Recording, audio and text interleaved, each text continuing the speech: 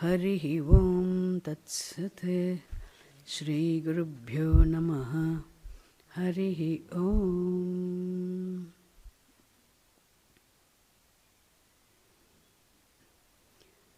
Raghupati Raghava Raja Ram Patita Pavana Sitaram. Raghupati Raghava Raja Ram Patita Pavana Sitaram. Raghupati Raghava Raja Ram Patita Pavana Sitaram. Raghupati Raghava Raja Ram Patita Pavana Sitaram. Keshava Madhava Raja Ram Patita Pavana Sitaram. Keshava Madhava Raja Ram Patita Pavana Sitaram. Rama Rama Jaya Raja Ram Rama Rama Jaya Sitaram. Rama Rama Jaya Raja Ram Rama Rama Jaya Sitaram. Rama Rama Rama Rama Rama Rama Ram Rama Rama Rama Rama Rama Ram Rama Rama Rama Rama Rama Rama Ram Rama Rama Rama Rama Rama Rama Ram Rama Rama Rama Rama Rama Rama Ram Rama Rama Rama Rama Rama Ram Rama Rama Rama Rama Rama Sitaram. Rama Rama Rama Rama Rama Sitaram. Rama Rama Rama Rama Rama Rama Ram Rama Rama Rama Rama Rama Rama Ram Rama Rama Rama Rama Rama Sitaram. Rama Rama Rama Rama Rama Sitaram. Rama Rama Rama Rama Rama Rama Ram Rama Rama Rama Ram Rama Rama Rama Rama Rama Rama Ram Rama Rama Rama Rama Rama Rama Ram Rama Rama Rama Rama Rama Sitaram. Rama Rama Rama Rama Rama Sitaram. Rama Rama Rama Rama Rama Sitaram. Rama Rama Rama Rama Rama Sitaram. Jai Jai Ram Sita Ram. Jai Jai Ram Sita Ram. Jai Jai Ram Sita Ram. Ram Sita Ram. Jai Jai Ram Sita Ram. Jai Jai Ram Sita Ram, Jai Jai Ram Sita Ram, Jai Jai Ram Sita Ram, Jai Jai Ram Sita Ram, Jai Ram Sita Ram, Jai Jai Ram Sita Ram.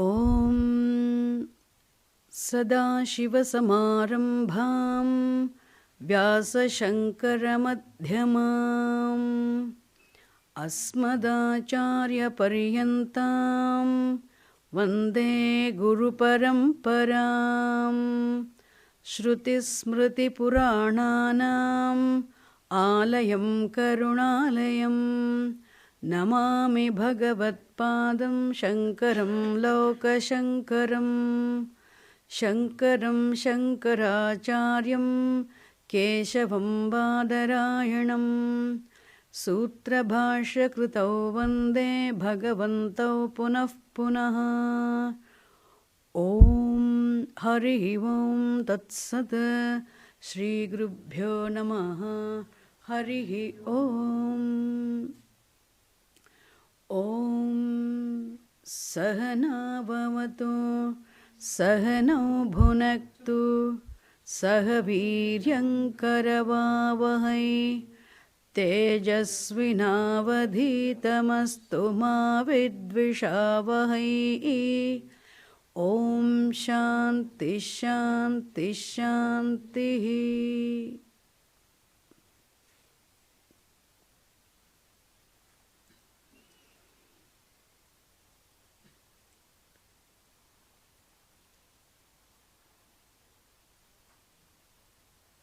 Last class we saw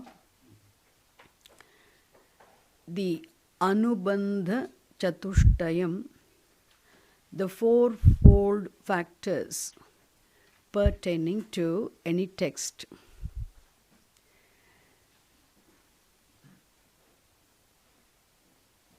Even though these four Anubandhas are not integral part of the textbook, but they need to be understood before the study of any textbook.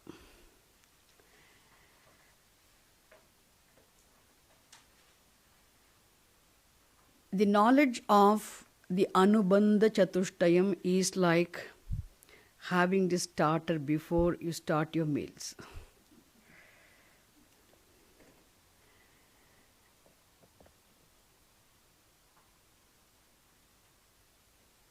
Which means it should make your meal thoroughly enjoyable, isn't it? Like that, the study should become enjoyable.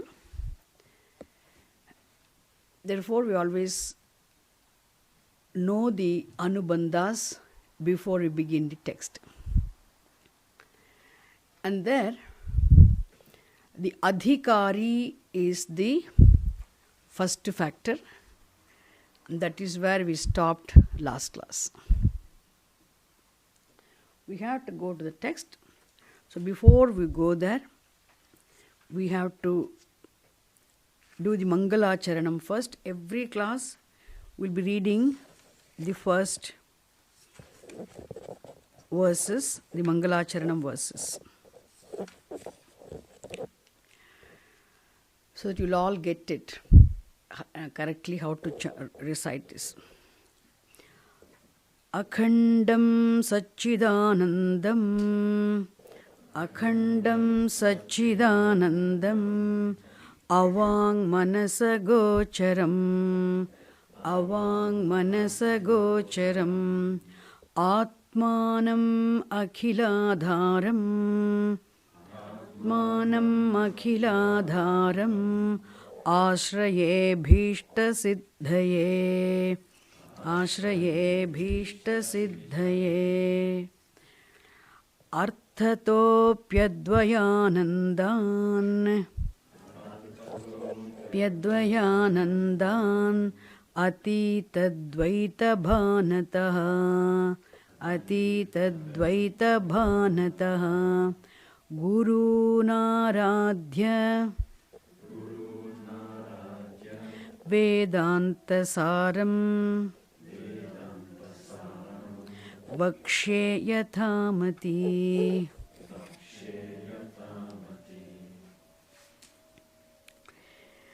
From here onwards, the prose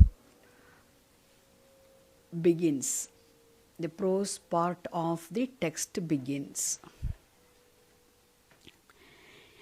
Vedanto nama Upanishad pramanam tad upakarini shariraka sutradini cha shariraka sutradini cha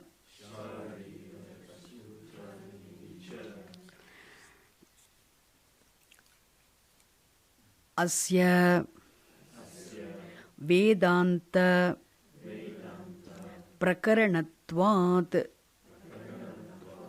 tadiyaihi eva anubandhaihi tadvatta siddhehe nate prithag आलोचनीयाः तत्र अनुबन्धो नाम अधिकारी विषय संबंध प्रयोजनानि. So in this fifth sentence, the author presents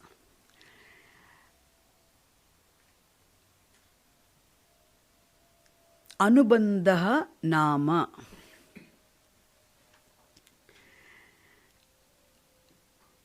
In Sanskrit language, the word Nama means name.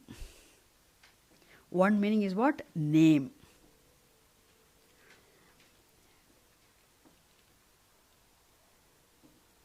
When you say his name is Lucian, his name is Lucian, you can say Nama Lucian. Name is Lucian. Name. Nama is name. But some places the word Nama is used to mean means. Anubandha means Anubandha Nama, nothing but a set of fourfold factors. What are they? Adhikari Vishaya Sambandha Prayojanani. Adhikari Vishaya Sambandha Prayojanani. Anubandha means Adhikari Vishayaha Sambandha Prayojanam.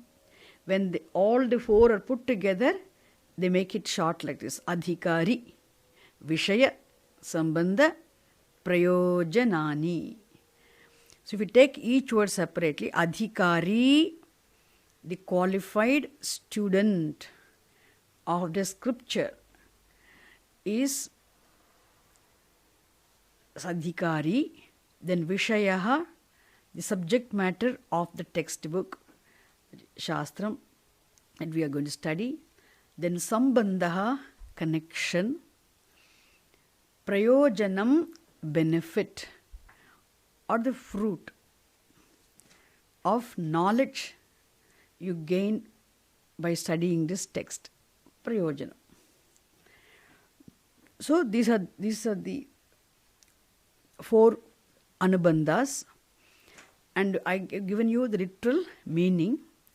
Why? Because I need not elaborate these four factors, four Anubandhas, the author himself very beautifully, slowly he elaborates each anubandha. So first, the sixth, which is where we stopped last class, adhikari. Who is an adhikari? Who is the eligible for knowledge? That is said here. So let us read this once, and here you will see who is adhikari, what is vishayaha, what is sambandha, what is prayojanam. Okay, each factor will be explained beautifully by this author himself. So we'll read and understand. We need not think, Swamini has mentioned Anubandha Chatushtayam, fourfold factors involved in the textbook, any textbook.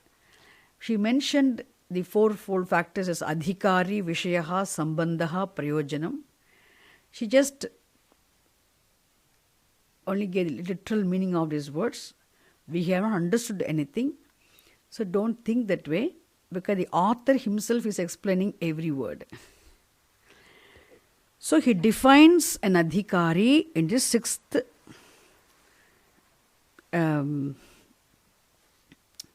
paragraph. It's not one sentence, okay? Long sentence. Look at this. Adhikari tu. See the last word, pramata. Adhikari is pramata. Adhikari is pramata.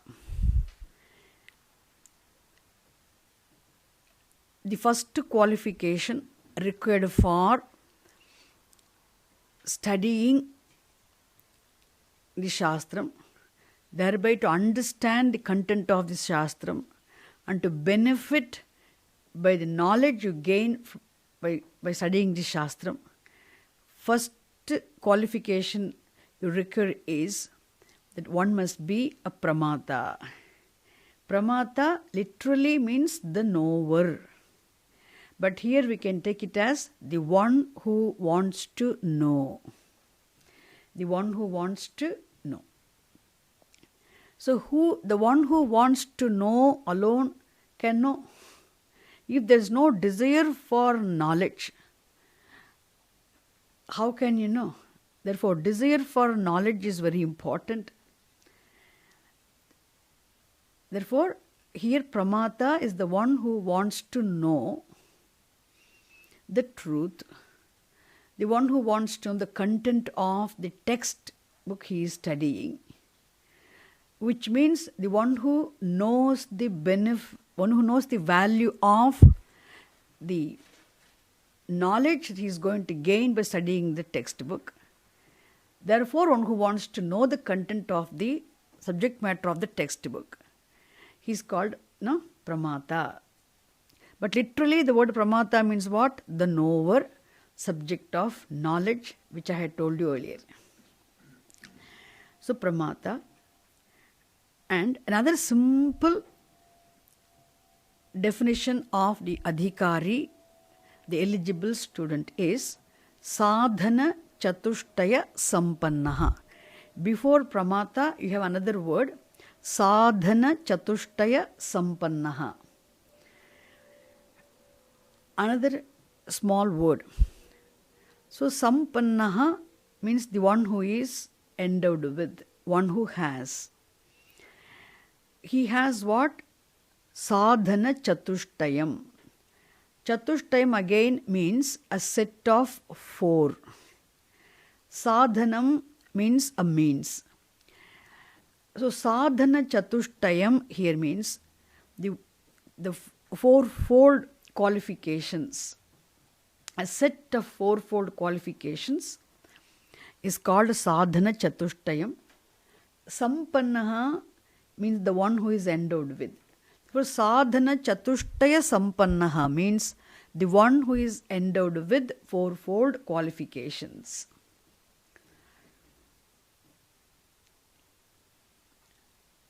So last class I explained to you what those fourfold qualifications were. No? Fourfold qualifications. So first I said the most important qualification is what? Nitya anitya vastu vivekaha.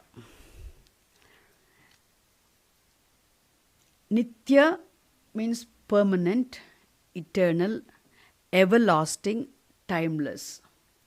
Anityam means time-bound, ephemeral, impermanent. So vastu means object, literally a substance.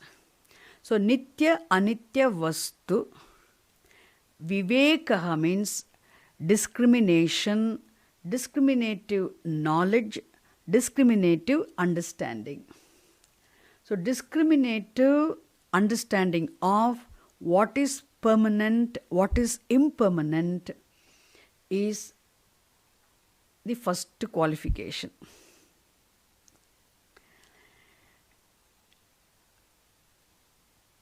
This discriminative, why should one have this discriminative knowledge?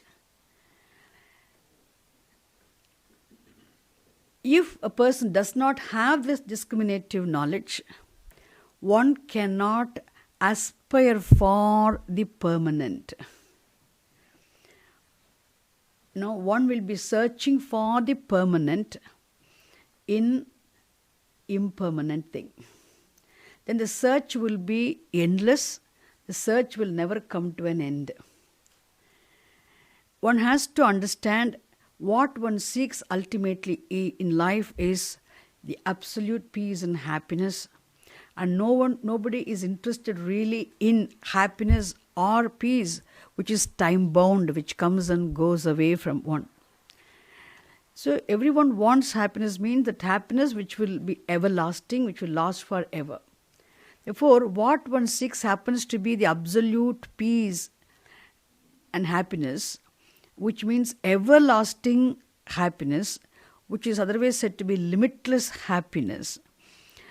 And that one cannot get by accomplishing something which is time-bound. Or within the time-bound ephemeral thing, one cannot search for, one cannot attain that permanent happiness. It is simple logic. Impermanent cannot give permanent, anything permanent, isn't it? Permanent happiness. To understand this, it is very important for him to have this discriminative knowledge of what is permanent and what is impermanent, so that he will search for the permanent happiness in permanent, not in impermanent. Isn't it? Then, which means you understand this, all that is available in this world being time-bound, impermanent. Therefore, you understand that the permanent is only the reality. Therefore, it is that permanent reality alone can give him permanent happiness, sukham. So that he can go in pursuit of the knowledge of the permanent, in search of that permanent. Isn't it? This is the first qualification. Then second thing we saw was, I'm not elaborating on this, I'm making it a short explanation. The second is Vairagyam. Vairagyam, again I said, Vairagyam is dispassion. So dispassion is again another important qualification. The Vairagyam implies the maturity born of the understanding. What is that understanding? That everything in this universe happens to be time-bound, and the time-bound thing cannot give me permanent happiness because the discriminative knowledge he has. And naturally he grows out of desire for the impermanent things. Isn't it? The impermanent things cannot give me what I am seeking. What I am seeking is permanent. Therefore, impermanent things cannot give me the permanent happiness. This is what understanding the limitations of everything else in this world.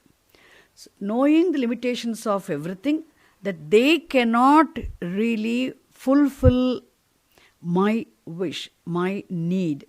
They cannot give me what I am seeking in life. With this understanding, one naturally has to grow out of desire or passion for everything else in the world. Then when he discovers passion for knowledge of the truth, the reality. Knowing the value of the knowledge of the permanent, the reality. When a person discovers passion for the knowledge of the reality, naturally one grows out of passion for everything else in the world, knowing their limitations, that they cannot give what he or she seeks in life. It's called what? Dispassion, vairagyam. That's why dispassion should not be mistaken or misunderstood. It's maturity. Because always people mistake this qualification, dispassion, as something which that one has to leave everything behind and run away, go somewhere. It is not simply running away from things, leaving behind everything. That is not dispassion, isn't it? You don't need to go anywhere. It's just the maturity. Therefore, the second qualification. The third one also we saw last class. Sixfold disciplines. Shamaha, Damaha, Uparamaha, Titiksha, Shraddha, Samadhanam. I'll repeat. Shamaha, mental discipline, thought discipline otherwise. Damaha, sensory discipline. Uparamaha, commitment to duties and withdrawal from unwanted, unnecessary, useless activities. Uparamaha. Titiksha, forbearance, tolerance, endurance. Titiksha,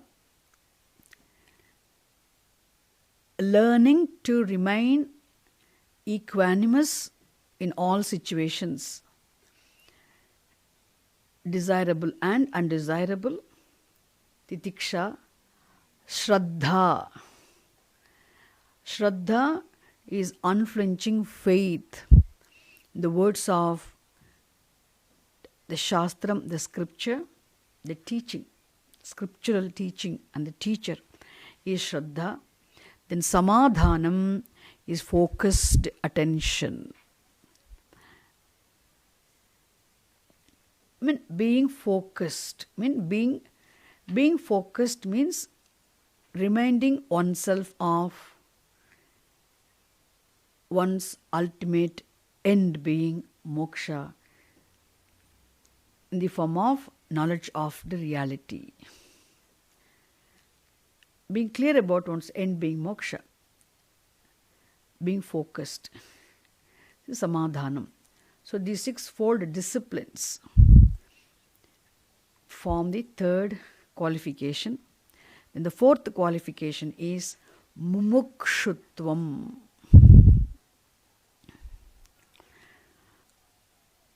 Mumukshutvam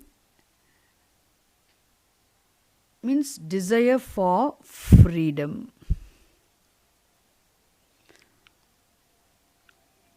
Being or having the desire for freedom. Having the desire for freedom is mumukshutvam.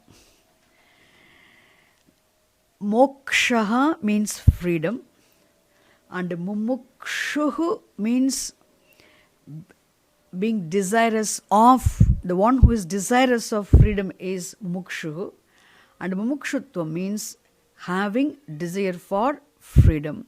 Having desire for freedom means what? having burning urge, for freedom. I want be free. That burning urge for freedom is mumukshutvam. Tivra ichha is called mumukshutvam. Therefore, these are these fourfold qualifications. So one who is endowed with these fourfold qualifications, knowing the value of knowledge, one who wants to know the truth, is adhikari. It is simple meaning. Sadhana chatushtaya sampannaha pramata adhikari. How can one become qualified? How can one become endowed with fourfold qualifications? How can one become qualified? For which he explains the whole thing from the beginning. Vidhivat, say no, vidhivat, adhita veda, vedangatvena, apatataha, adhigata, akhila, vedarthaha. First, we have to understand that first.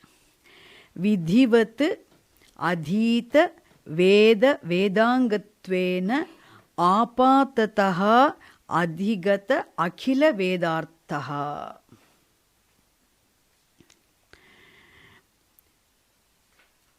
Adhigata akhila vedarthaha. Adhigata means understood. Akhila means entire. Veda, the Veda. Arthaha, meaning. See, adhigata akhila vedarthaha means the one who has the knowledge or understanding of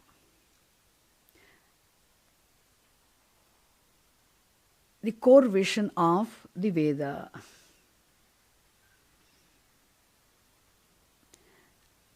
The one who understood, one who has got the knowledge or understanding of the core vision of the Veda, or the core vision of the entire Veda. Akhila vedarthaha. Adhigata akhila vedarthaha. So for one to become adhigata akhila vedarthaha, for the one to have the clear, understanding of the core vision of the entire Veda, one must have had what now? Somehow, apatataha. Apatataha means generally. Generally, one has the general knowledge of the core vision of this entire Veda. How does one get this knowledge? He says, Vidhivat adita veda vedangatvena. By studying the Veda and the Vedangas. As a brahmachari, when a person begins his study, he studies Vedas, and he also studies Veda Angas. 4 Vedas, Rig, Yajus, Sama, Atharvana Vedas. And Veda Angas means 6 auxiliary sciences, Vedangas. And when a student starts studying his Veda, how does he study? He does not study, he studies the mantras. He learns to recite the Veda mantras. He learns to chant the Veda mantras. The Vedic study involves 2 steps. A student is supposed to learn the Veda mantras, how just to recite the Veda mantras. He has to start learning the recitation or chanting of the Veda mantras first. When a student starts learning the recitation of the Veda mantras, when he learns to chant the Veda mantras, he is supposed to memorize all the Veda mantras. Any Vedic student is supposed to memorize all the Veda mantras first. Because those days they did not have textbook like this to turn the pages. So the whole textbook has to go into the student's mind. So when this teacher explains later on, is going to explain later on, then he should turn the pages in his mind itself. Oh, this is what the teacher is saying. This is what the teacher is saying, isn't it? For the student should be able to read turn the pages of the Vedic text where they never had a printed material, no downloaded pages, no, not even manuscripts. They had to just sit folding their hands and legs in front of the teacher. I'm talking about the Vedic period, okay? Don't worry. We don't need to worry about those things. I'm just telling, I want to understand how the culture used to be, how those days were. Without any facility also, they accomplished a lot. Great thinkers were there. That's what I wanted to say. So the whole Veda, a student studies the chanting just to memorize the Veda mantras. So the whole Vedic text is in his memory. So mantra kantasthikaranam, just memorizing all the mantras. And he can't memorize on his own. Even to memorize the mantras, he has to learn correctly how to chant them with the proper swaras, padas, pronunciation, etc. Therefore, the proper pronunciation, punctuation, swaras, everything he learns from the teacher. And the study of the Veda mantras, for chanting them correctly from the teacher, it's called a Veda Adhyayanam.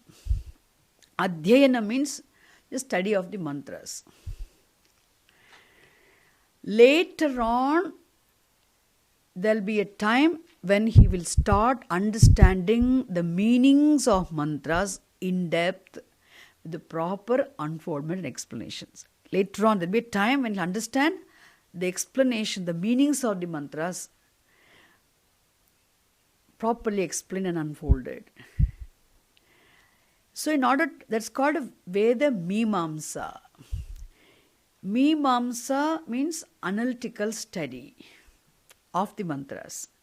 Analytical study of the mantras means what? Understanding the meaning of every word, everything properly, correctly, all explanations. Which means having the in-depth vision, understanding of the meaning of the mantras. That's called Veda Mimamsa. Therefore, Vedic study involves two steps.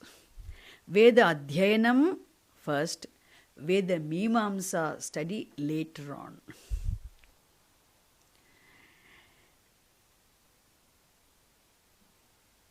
So, without the Veda Adhyayanam, Veda Mimamsa study is not possible. Why? Because when the teacher teaches the mantras, explains the meaning, the student must be able to turn. Just quickly move on to all the mantras. Whichever mantra he mentions, he has to be able to turn mentally all the pages. It's called Veda Adhyanam. Okay, it's called Vedic study. So Adhikrita Vedaha means one who has studied, but here the student is not the one who has done the Veda Mimamsa study, but the one who has done only the Veda Adhyayanam. Adhikrita Vedaha here does not mean the one who has studied all the mantras thoroughly with in-depth meaning of the mantras, but the one who has studied only the Veda Parayanam, the chanting of the mantras, thereby one who has memorized the mantras. And not only he has memorized the mantras, the one who has studied also the auxiliary sciences, which one has to understand for the proper understanding of the Veda mantras later on. They're called Veda Angani. Veda Angani.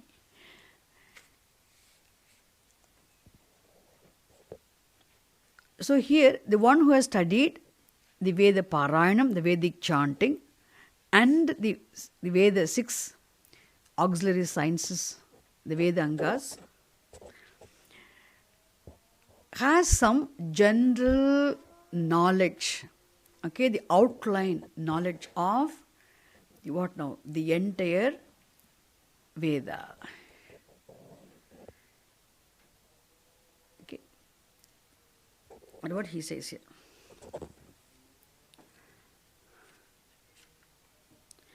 Vidhivat. Vidhivat means one who has studied Vedas properly, the Vedic chanting properly, along with Veda Angas, thereby apatataha adhigata akila vedartaha. Because of his being given to the study of the Vedic chanting along with the study of the auxiliary sciences, he has what now? Apatata jnanam. He has the general knowledge of, not the thorough knowledge, he has some understanding of the entire Veda. So, what is the general knowledge he would have had by studying the Veda and Vedangas, studying the Vedic chanting and Vedangas? Generally, this student must have had Sanskrit language knowledge. As he studies this Vedic chanting and Vedangas, he would have definitely understood many things. One important thing he understands is that any karma definitely produces fruit, but karma itself is, any action itself is time bound, and therefore the fruit of the action also is definitely time bound. He knows in order to accomplish artha, kama, dharma, and the karmas prescribed in the karma kanda of the Veda are very, very useful. By performing those rituals, and he can really accomplish all those time-bound ends. So performance of rituals will bless him only with the time-bound ends. That much he will definitely know.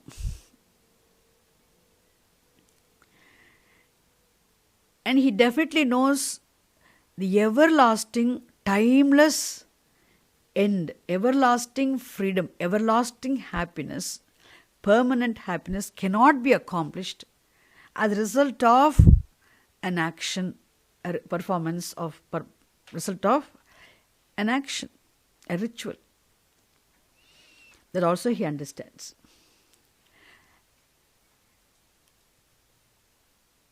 And he knows not only the pleasures which are enjoyable in this world, even the pleasures which can be enjoyed in higher lokas also can be accomplished by performing rituals. But still, even the enjoyment of pleasures which can be enjoyed in higher lokas, such as heaven, etc., even those pleasures are also time-bound in nature. It is possible by performing rituals, by performing action, one can earn punyam, and with the help of which one can accomplish even supernatural, powers, etc. one can accomplish. Because the scriptures talk about heaven, etc. One can accomplish the heavenly pleasures, one can enjoy. he understands that, but still he knows even those heavenly pleasures are time bound. Because going to heaven or accomplishing the heavenly, the such higher ends and enjoyment of heavenly pleasures also will not give him what? Will not really give him permanent happiness or freedom. Even those enjoyments also are time bound in nature. Or he'll understand. This is all general knowledge. What I'm saying, apatata adhikrita, we say adhigata akhila vedarthaha means this is all knowledge he gets. See, the knowledge of heaven being there, the knowledge of hell being there. Heaven and hell means what? If a person, he also understands this much, if a person lives a life of dharma, then it is a punyam. If a person's life is not in conformity with dharma, if a person performs actions which transgress the values and conformity with dharma, and definitely those actions will, produce only papam. As a result of papam, one has to go through pain in the lower lokas. If a person accumulates a special punyam, then with help of which one can go to higher lokas, swarga, etc. So knowledge of swarga and how important it is for one to live a life of dharma. Living a life of dharma blesses one with the punyam. So performing actions against dharma will incur in papam, sin, as a result of which one has to really suffer in life. So pain is always a result, the pain that we experience in life is definitely the translation of the papam which one accumulates as a result of one's own wrong actions. It's an amazing thing, isn't it?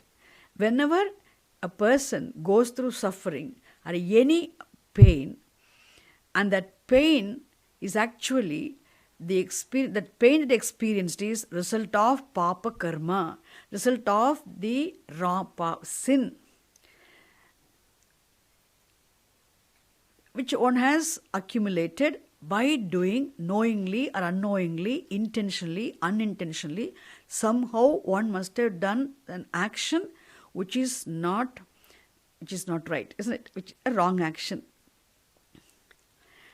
And for who people or situations become only instrumental for going through that pain. Therefore, for sukham and dukkham, the pain and pleasure, both are time bound. Pain also comes and goes, pleasure also comes and goes. The sukham and dukkham, pain and pleasure, which come as results of punya papa, which one earns by doing right or wrong actions. And these punya papas are determined by natural laws. Therefore, no individual is responsible for these punya papas. So all this all general knowledge a student gains during the study of or after the study of the Vedic chanting and Vedangas. The general knowledge. When he understands, therefore sometimes after the study, the two options for the student. Two options means what?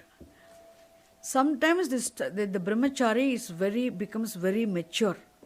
As a student, when he completes his Veda Adhyanam, the Vedic chanting along with the Vedangas, having understood this general information from the study, he becomes very mature and he can decide. He can decide what? Let me not enter into this grihastha ashrama.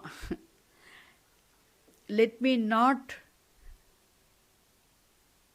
enter into this Grihastha ashrama, let me not wait for long to accomplish knowledge.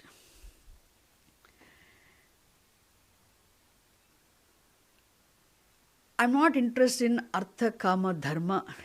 I'm not interested in artha, kamas at all. Artha, kamas are very important for living this life, no doubt. But I don't want, I really want jnanam. What I desperately want is knowledge, because it is this knowledge which alone will free me from bondage. If a brahmachari is very mature, even by studying this Veda itself, if he understands as a mature boy, student, and he might have done a lot of purva punya, the good karma in his previous janmas also. Definitely most of the times, the purva punya karma, purva punya karma means the actions performed in one's previous lives. If those actions were really righteous actions, and if a person has really earned a lot of punyam, as a result of that punyam also, immediately after this brahmacharya of student life, and he really decides, he becomes disinterested in other ashramas, he skips the grihastha ashrama, and he can skip the even vanaprastha ashrama, straight away take to a life of sannyasa. So such a student who straight away goes to sannyasa ashrama, skipping the other two ashramas, is said to be naishtika brahmachari. It's called naishtika brahmacharyam. Naishtika brahmacharyam means after the brahmacharya ashrama, going through the student's life, living a student's life, having studied these basic, the chanting, etc., having understood a lot of facts revealed by the Veda, as a mature person, knowing the value of knowledge and knowing the moksha being the choiceless ultimate end, he wants to take to a life of sannyasa. So which means he wants to commit himself to the pursuit of knowledge for accomplishing knowledge, thereby to accomplish moksha. This skipping these grihastha vanaprastha ashramas, going straight from the student life to the ascetic life is called what? Naishtika brahmacharyam. So the Naishtika brahmachari is a sannyasi who is not wise, who has not yet accomplished knowledge, but who is called Vividisha sannyasi. Who is called Vividisha sannyasi means the one who wants to know the reality. Who is not a jnani, but still who has yet to know the truth. So who's totally committed to the pursuit of knowledge to the exclusion of all other pursuits.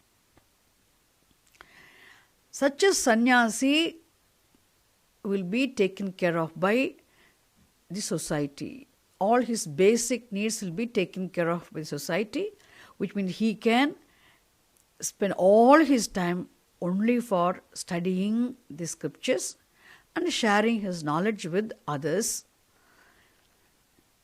through teaching. Okay, that's called such a sannyasi. So Naishtika brahmacharyam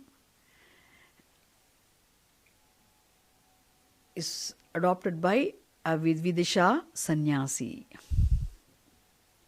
Who can do that? Only the one who has general understanding of many facts revealed in the Shastram. For this student, the facts are acceptable because he is a Vaidikaha. He has faith in the Veda. Therefore, he studied the Vedic chanting and other Vedangas. And that study itself has given him a lot of understanding. So he can choose to become a brahmachari, Naishtika brahmachari, choose to become a Vividisha sannyasi, choose to follow the Naishtika brahmacharyam. Otherwise, there's a next option. Otherwise, even after having studied the Vedic chanting, even after having studied the six Vedangas, and even after having the general understanding of all this, many things, facts revealed in the Veda, still a person may be interested in Artha-kama pursuits. Natural, isn't it? So Shastram does not expect everyone to become a sannyasi. All the brahmacharis are not expected to go for Naishtika brahmacharyam. Only very few go for Naishtika brahmacharyam.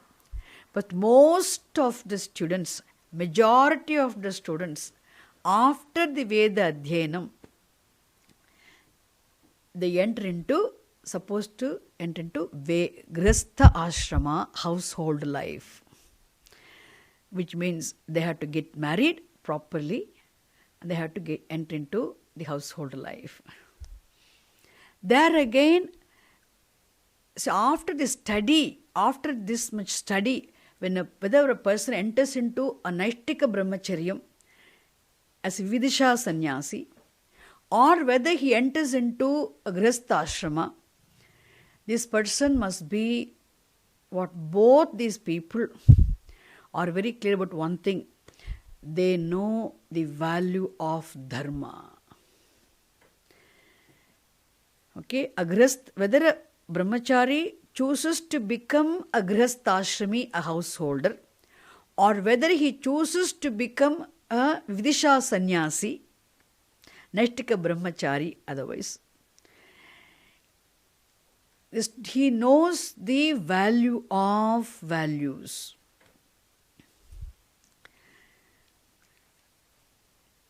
And he knows the importance of his duties, following his own ashrama dharmas. Duties.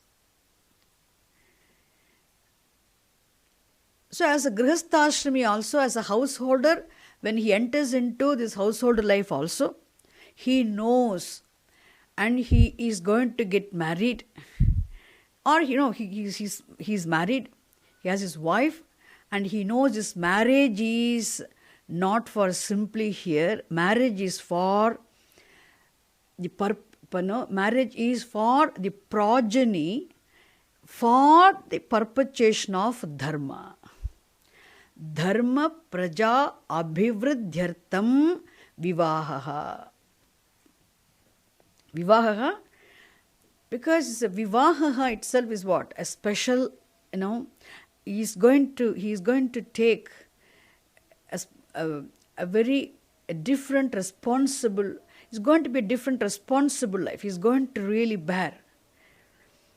Viseshena Vahati. He's going to really lead his life very differently from the time of marriage onwards. The new responsibility comes. The marriage is for, is a great, again there's a big commitment. Marriage is for progeny. And the progeny is for what? For the perpetuation of dharma. So with this understanding, the person enters into the grihastha-ashrama life. That's why any Vaidika should have a very peaceful, quiet, enjoyable household life. Amidst all problems and problems and unpleasant, unhappy situations also. A Vaidika's life will be a better life because he is very mature. Isn't relatively he is mature. Because the study itself blesses him with adequate maturity to live his life peacefully. Because he is committed to dharma and he knows his duties. That's why he will have all these disciplines also. He will live a very disciplined life. After Veda Adhyanam, the one who enters into the Grihasthashrama life will not live an indisciplined life, will live a very disciplined life, a highly dutiful person he will be. Therefore, dutifully performing his actions, consciously living a life of dharma. Definitely, this person is very a disciplined person. So here, that's what he says. Therefore, he says, this brahmachari vidhivat adita veda vedangatvena apatataha adhigata akila vedarthaha means having a general knowledge of the entire Veda. This brahmachari can choose to become a sannyasi, vidisha sannyasi, choose to go for naishtika brahmacharyam, or he can choose to go for householder's life, whatever it is. Then he says, Janmani, Asmin Janmani, or Janmantareva. Either in this life or in his previous life. No? Now we are going to say now. Kamya, say now. Nishiddha, Varjana, Purasaram. See, Kamya, Nishiddha, Varjana, Purasaram. See, Kamya karmas, this person, after his study, what does he do? Knowing how he should live his life, the way of life.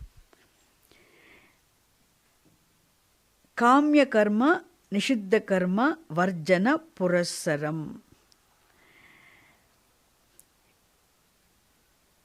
Kamya karmas, we'll see all those things now.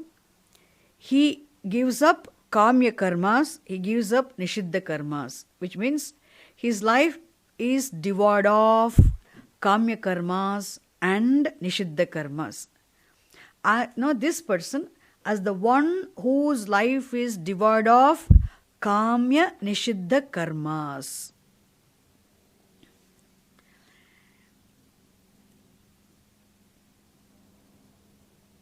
Kamya karmas means the actions performed for fulfilling, specifically for fulfilling their specific desires. Kamya karmas. Kamya karma, I repeat it, Kamya karma means performance of actions specifically for fulfilling their desires. Kamya karmas. Nishiddha karma means the actions which are prohibited. So this person avoids the prohibited actions. He also avoids the actions specifically performed for fulfilling his desires.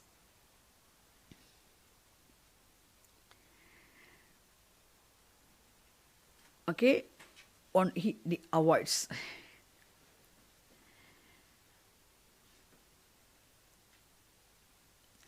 What are those prasiddha karma, nishiddha karmas?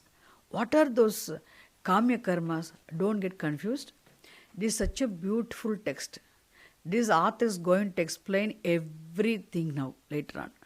He is going to explain what is Nishiddha karma, what is Kamya karma. He is going to explain everything step by step.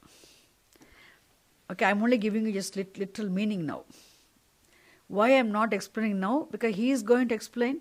What shall I do then? So I had to go with his explanation. That's why don't get confused, don't get frightened. Even though it seems to be, it sounds as though there's a lot of Sanskrit, every word is going to be explained by the author himself. I had to only explain what he explains. Okay? So, Kamya karmas mean the actions performed specifically for fulfilling one's desires. Nishiddha karmas means the prohibited actions. Then, Varjana purasaram means the life devoid of prohibited actions and the Kamya karmas. Now, next, Nitya, say no? Naimittika, Prayaschitta, Upasana, Anushtanena. Now this person who has studied the Veda and Vedic chanting along with the 6 Veda Angas properly has the overall general knowledge of the entire Veda. Thereby, he performs what now? He follows, he lives his life performing only Nitya Naimittika Prayaschitta Upasana. Now, Nitya Karma means the duties which are to be compulsorily performed. So, compulsory actions are said to be Nitya Karmas. The word Nitya means always, not that they're daily and all. So, Nityam can be taken as the compulsory duties, or Nitya Karma.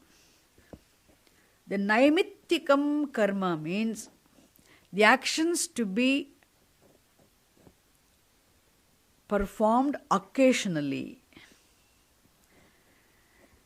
Naimittikam Karma.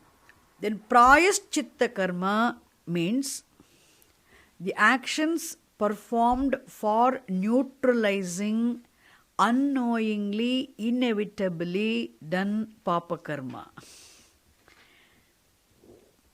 Okay, unknowingly, inevitably, you might have done something wrong, and to neutralize those ill effects of the unknowingly done Papa Karma, you can do some karma which is called Prayaschitta Karma.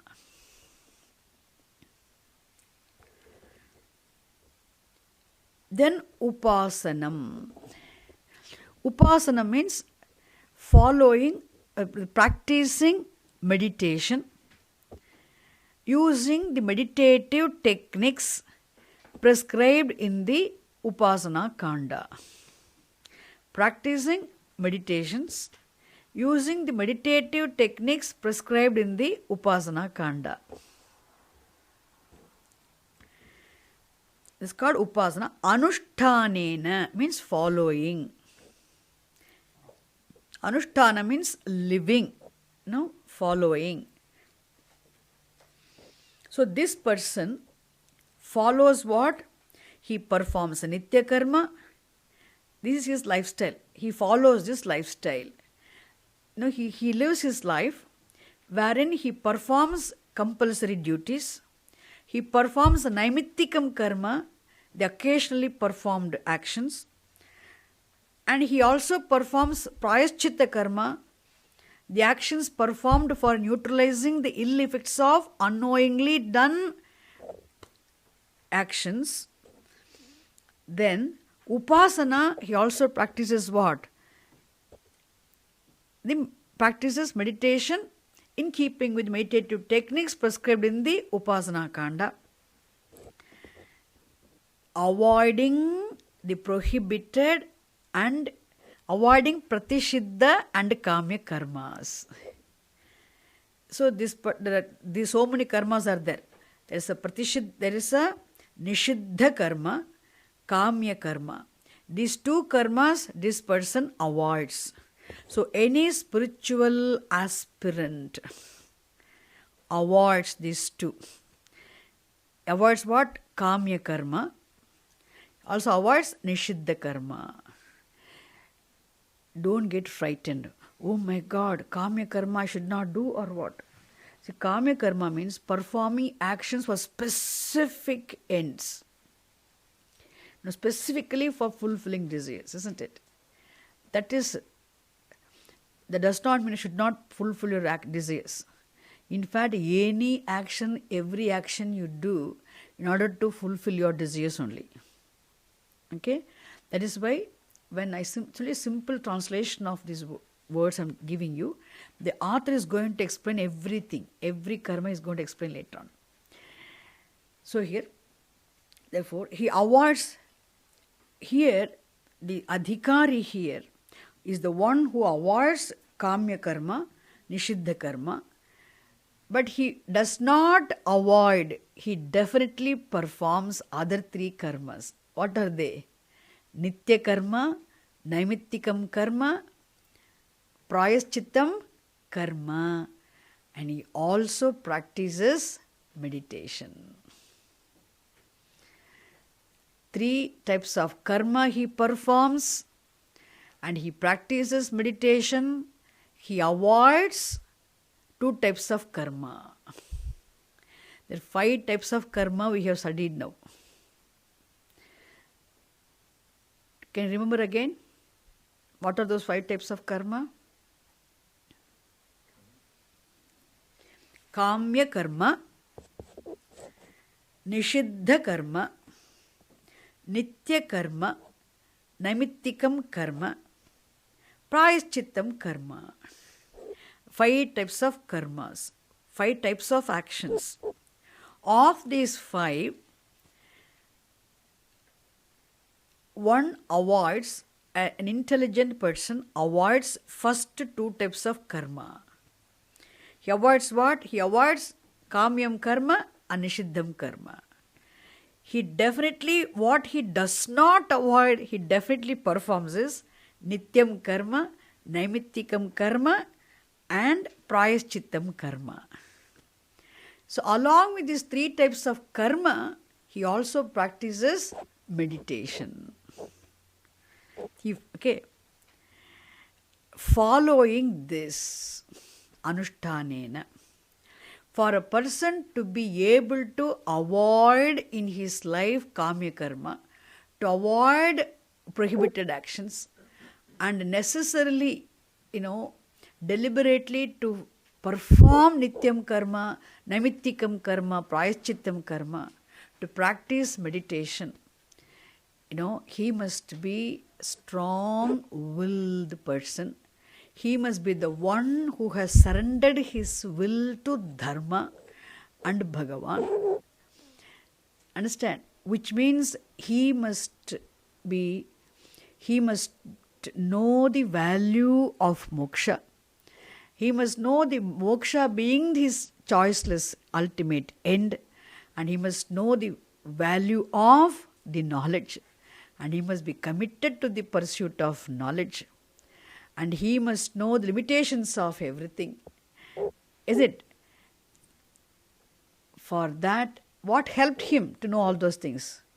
Just the Vedic study of the Vedic, the time he spent. When a person is given to the study of the Vedic, chanting along the study of the auxiliary sciences itself, he becomes so mature. Understand? And for which you might ask, my God, how is it possible for one to give up all this, and all that? That's why he must have done a lot of punya karma. Asmin janmani, either in this life, the author is very careful. or at least janmantareva, at least in one's past lives, one must have done lot of punya karma, good karma. Or in this life, or in the other lives, one must have done lot of punyam karma, one must have earned lot of punyam, as a result of which alone one can follow this life of nitya naimittika pratishiddha karmas with the practice of meditation, avoiding kamya and nishiddha karmas. Is it clear? When a person lives his life avoiding kamya karma, avoiding nishiddha karma, performing nitya naimittika prayaschitta karmas, practicing meditation, when a person lives his life of dharma. See, when you say he avoids kamya karma, nishiddha karma means he is living a life of dharma. Okay. When he lives, as a result of which anushtanena, okay, by following this life, this sort of life, what happens? Nirgata nikhila kalmashataya. Nirgata nikhila kalmasha. Kalmashata. Nirgata nikhila kalmashata means he becomes the one from whom all the blemishes have gone. He becomes free from all blemishes. All blemishes go away from him. Nirgata nikhila. Nirgata means have gone, have left. Nikhila means all. Kalmasha means blemishes, sins.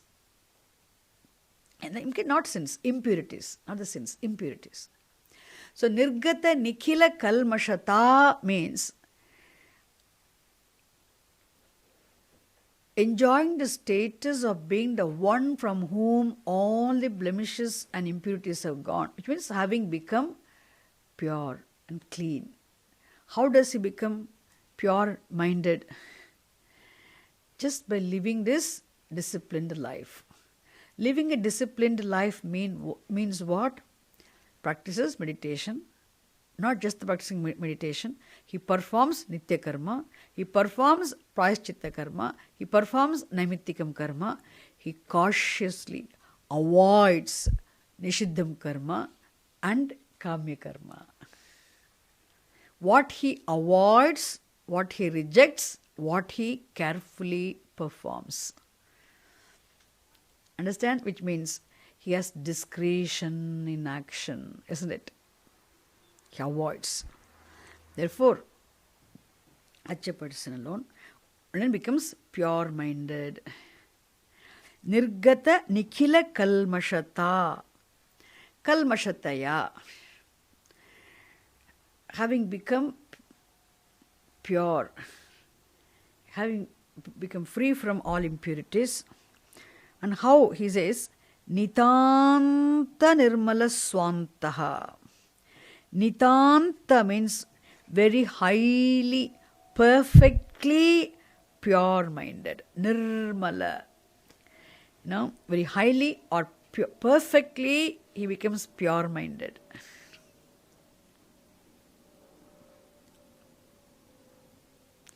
Having become pure, perfectly, highly pure.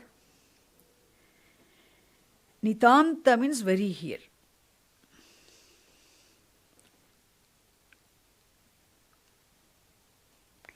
Which means now he is not anymore afflicted by, you can ask this, what does it mean by saying Nirgata nikhila kalmashataya nitanta nirmala swantaha?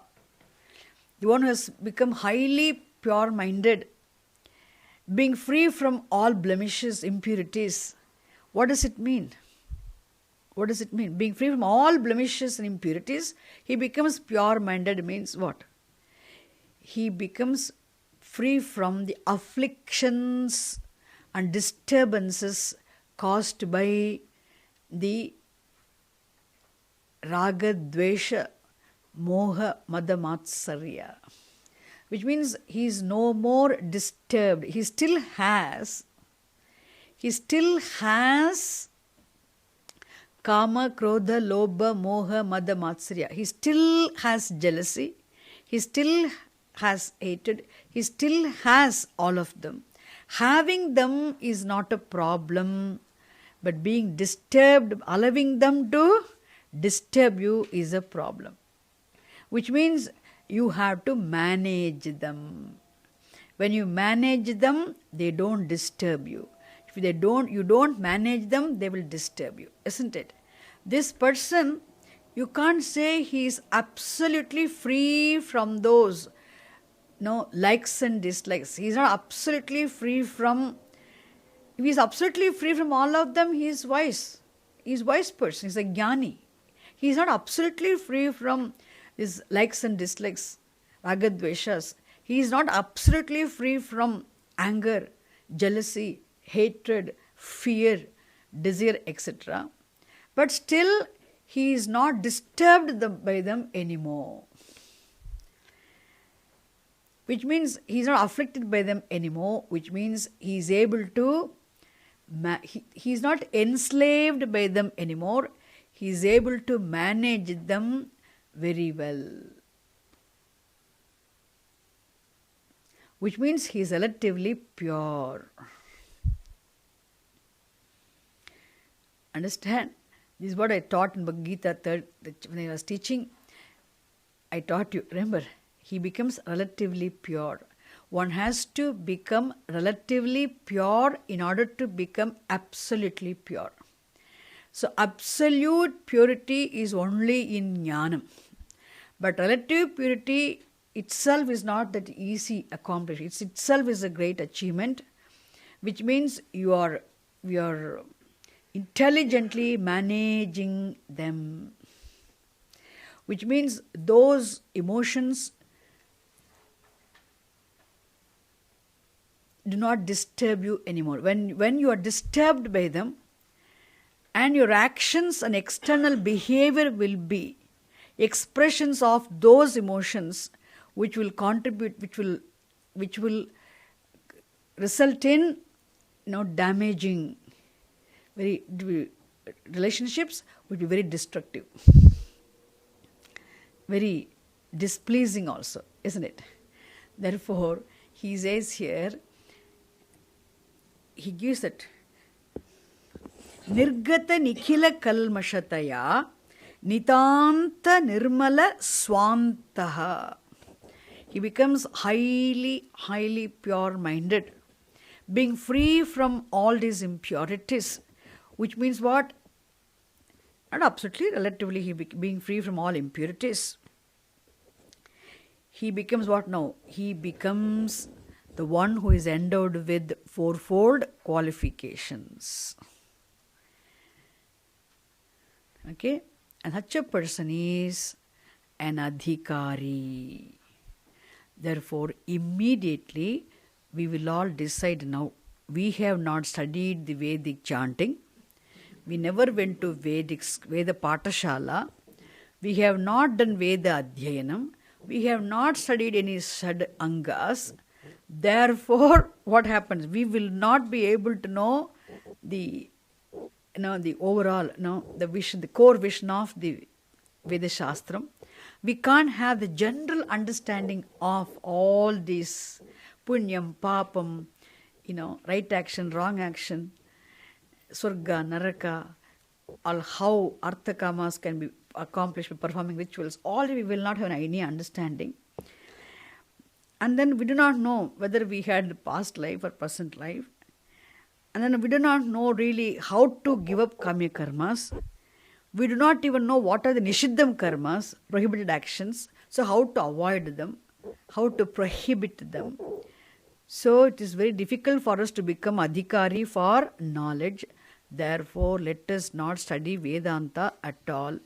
Or let us not come to the class from next week. So you should not make such a decision. Okay, this only says, that is why last one he says what now? Sadhana chatushtaya sampannaha. In Vedic period, in India, when people were following the Vedic way of life, born in Vedic culture, living in Vedic culture, living a life enjoined by the Veda, living a Vedic way of life.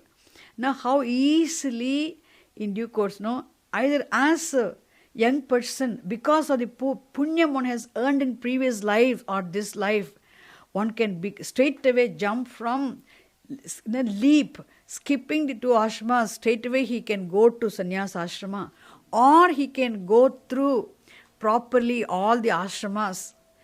Finally he can become a go through sannyasa ashrama. One can, anyway, doesn't matter. Whichever lifestyle a person chooses, ultimately, both lifestyles are for what? Ultimately for knowledge and moksha. Therefore, whether a person chooses to go through the karma yoga life, chooses to go through the householder's life, or he straightaway leaps to Naitika Brahmacharyam, doesn't matter. For both of them, end is the same. Jnanam is the same, isn't it? Therefore, nobody is superior, nobody is inferior. Is it clear now? Both are same. Both are equally great, because for both of them, knowledge is the end. Knowledge of the truth is the ultimate end. Moksha is the ultimate end. That is why a household is not inferior and sannyasi is not superior. Is it clear? That's why the author makes it very clear. It only says, but now you can understand, doesn't matter, vidhivat adhikrita vedaha, I am not, doesn't matter. Vidhivat adhikrita vedangaha, no, doesn't matter. You need not have studied the Veda mantras, done the Vedic chanting, studied the Vedic Veda adhyanam, not have studied the Veda angas, doesn't matter. You did not have but still by studying the Veda Anta Shastram itself, you will have the general knowledge of the Veda. You all have.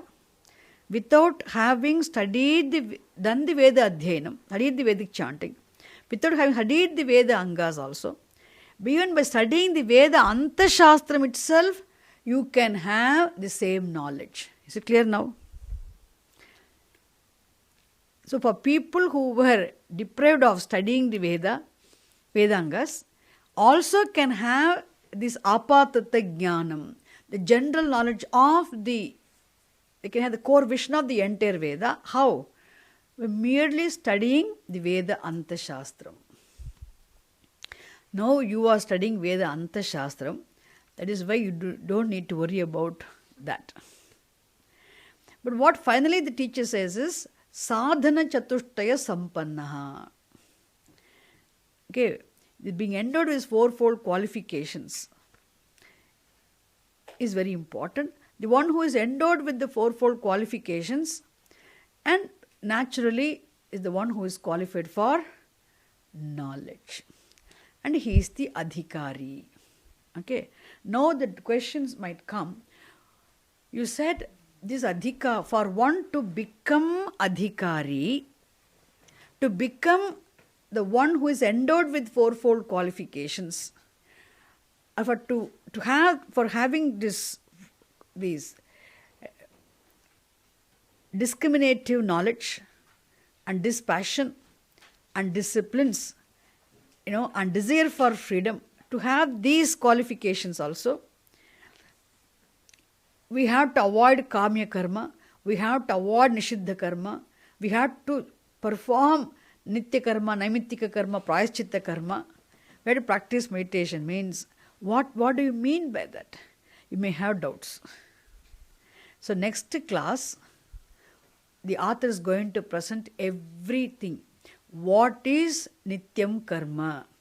What is naimittikam karma? What is pratishiddham? What is nishiddham karma? What is kamya karma?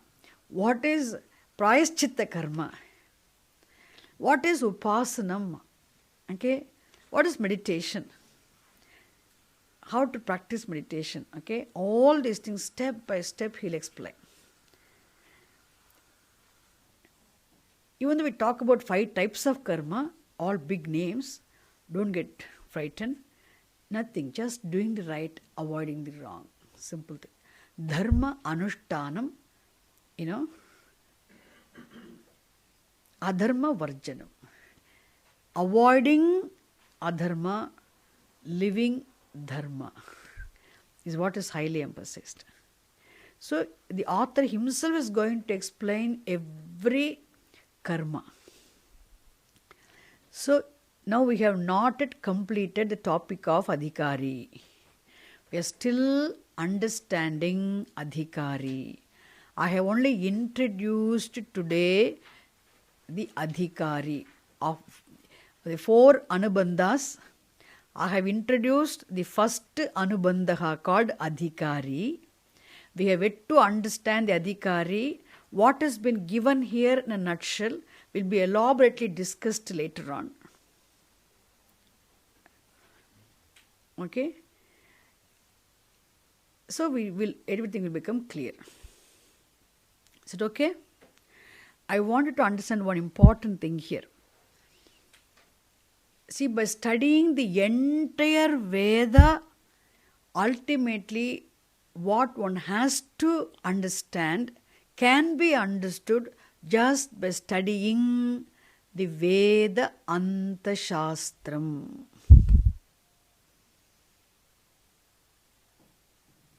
Therefore, if we study the Vedanta Shastram, we can enjoy the benefit of the study of the entire Veda.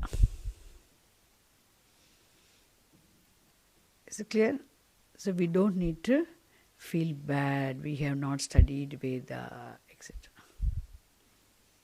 It's all right. Okay, stop the class now. Any doubts?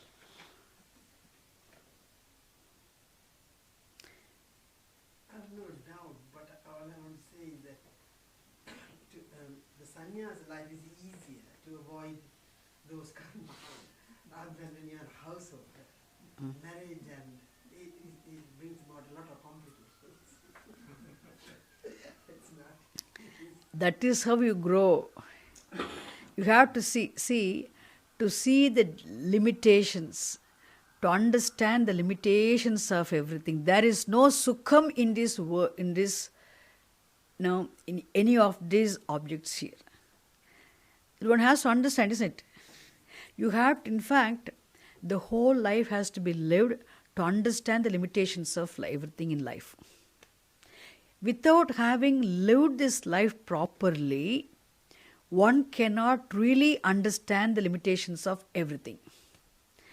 Only when you understand the limitations, you yourself understand the limitations, you will naturally grow out of passion, desire for those things in the world. That is why the whole life is for preparation. Understand? The whole life is for preparation. In fact, emotionally, we always need to hold on to something. You cannot give up everything emotionally. You can't overnight become free from emotional dependence. Only in knowledge you are emotionally free, absolutely free from dependence. That's why freedom from emotional dependence is moksha. That is possible only in jnana, but for which you need to be mature. It's not overnight, isn't it?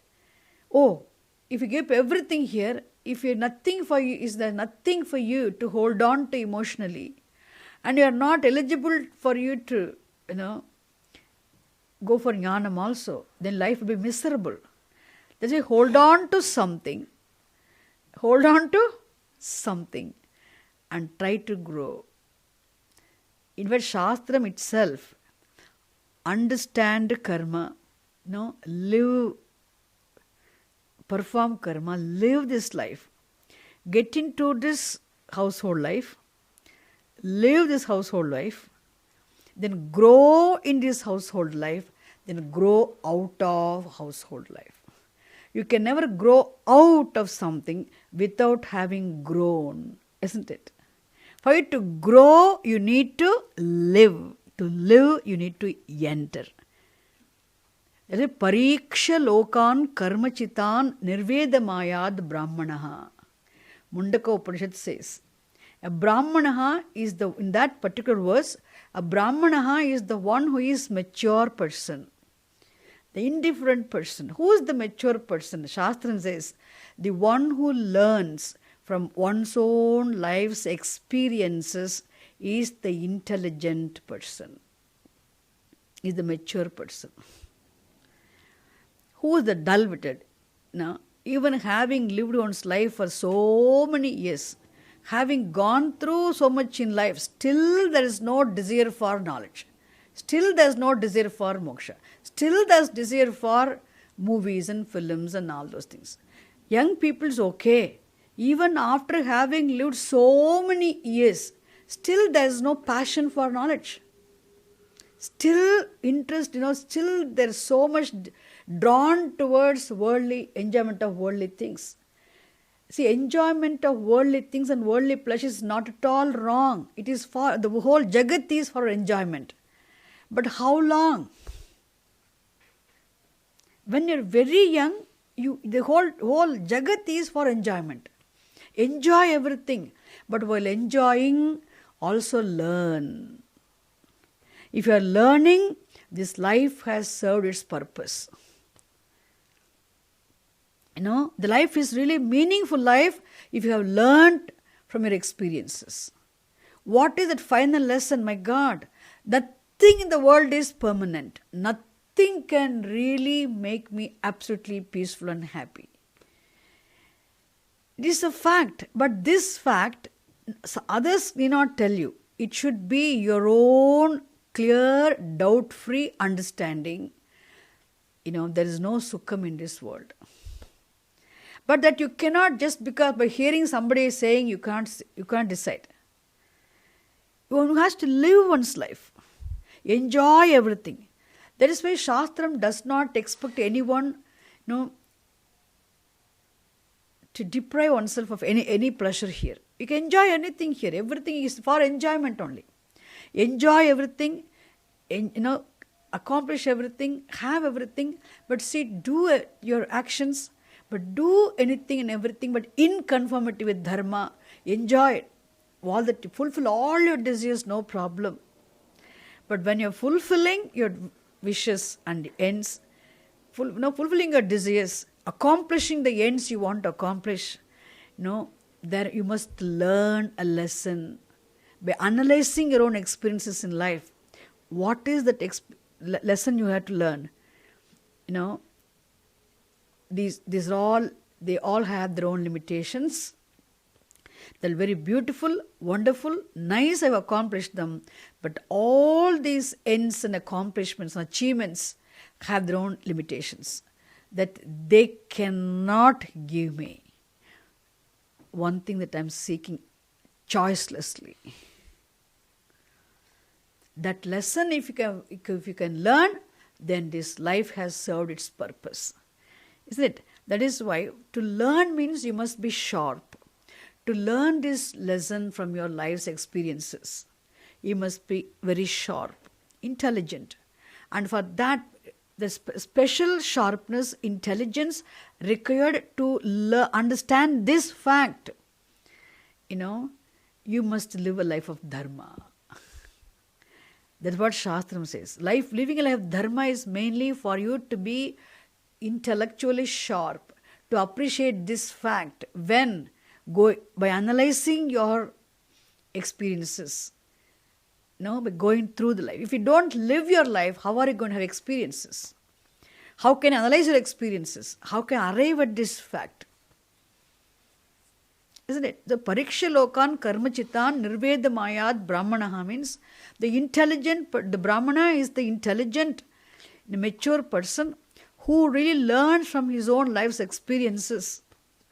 Thereby, grows out of desire for artha kama dharmas, and becomes totally committed to the pursuit of knowledge, moksha in the form of knowledge of the truth. Jnanam sharanam gacchami, shastram sharanam gacchami. That maturity. No, this is just the maturity. Therefore, see, you become absolutely mature in jnanam.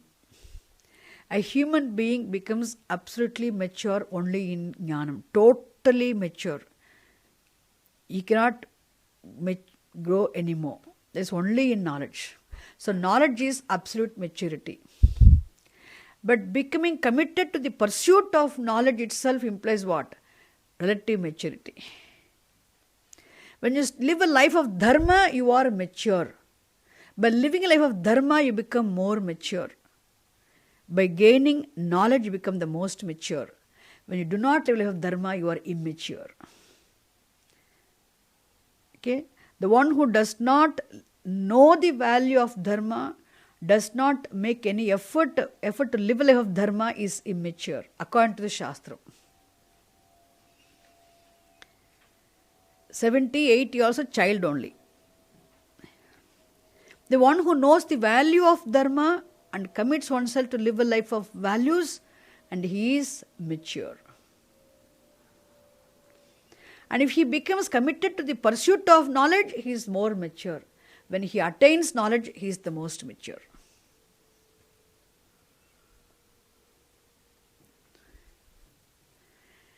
Okay? So this only the Adhikari has been introduced. So we'll see every word what we have seen today again elaborately being discussed by the author himself in the following sentences of the text. Okay? Om Harihi Om Tat Sat Shri Gurubhyo Namaha Harihi Om Om Purnamadav Purnamidam Purnat Purnamudachyate Purnasya Purnamadaya Purnamevavasishyate Om Shanti Shanti Shanti Harihi Om Tat Sat Shri Gurubhyo Namaha Harihi Om.